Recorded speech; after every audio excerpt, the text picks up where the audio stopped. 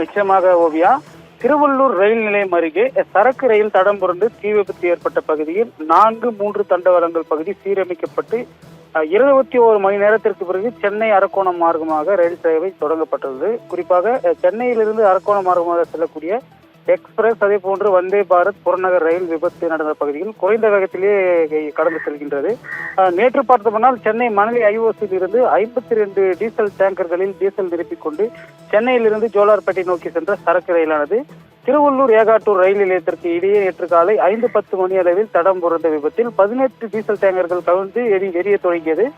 இதை 9 மணி நேரமாக போராடி வீரர்கள் அணைத்த நிலையிலும் இந்த தீ விபத்தில் 12 கோடி மதிப்பிலான 17,62,000 மதிப்பிலான டீசல் டேங்குகள் எரிந்து நாசமானது. அதைத் தொடர்ந்து முதல் 2வது தளங்கள் பகுதியில் கவிழ்ந்து விழுந்த 18 டேங்கர்களை 2 ராட்சத கிரேன் உதவியுடன் 21 மணி நேரம் போராடி அப்புறப்படுத்தப்பட்டது. மற்றொரு புறத்தில் புறநகர ரயில் செல்லக்கூடிய 4வது மற்றும் 3வது தண்டவாளம் பகுதியில் இரவு நேரத்தில் சீரமைக்கப்பட்டு அந்த தண்டவாள பகுதியில் எக்ஸ்பிரஸ் ரயில்கள் அதே போன்று வந்தே பாரத் மற்றும் புறநகர் ரயில்கள் குறைந்த வேகத்திலேயே இயக்கப்பட்டு வருகிறது.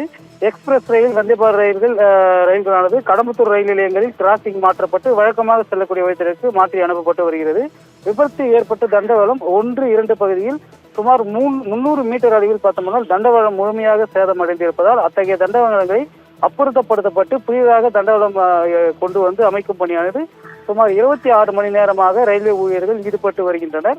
சேதமடைந்த தண்டவாளம் 1-2 முழுமையாக சீரமைக்கப்பட்டு வழித்தடத்தில் மதியம் அல்லது மாலை நேரங்களில் ரயில்கள் சீராக இயக்கப்படும் என ரயில்வே துறை அதிகாரிகள் தெரிவிக்கப்பட்டுள்ள நிலையில் சரக்கு ரயில் விபத்தால் சென்னை அரக்கோணம் மார்க்கமாக புறநகர் ரயில்கள் குறைந்தபட்சத்திலேயே எண்ணிக்கையில் இயக்கப்பட்டு வருகிறது. குறிப்பாக பார்க்க போனோம்னால் இந்த விபத்து ஏற்பட்டது பார்த்தோம்னால் அதிக வெப்பத்தால் தண்டவாளத்தில் ஏற்பட்ட விரிசல் காரணமாகவே இந்த ரயில் விபத்து ஏற்பட்டிருக்கலாம் என்று முதற்கட்ட தகவலானது ரயில்வே போலீசார் தெரிவித்துள்ளனர். குறிப்பாக அந்த விரிசலால் தான் இந்த விபத்து, அதாவது சென்ற சரக்கு ரயில் தடம் புரண்டு விபத்து ஏற்பட்டிருக்கலாம் என்று தெரியப்பட்டுள்ளது.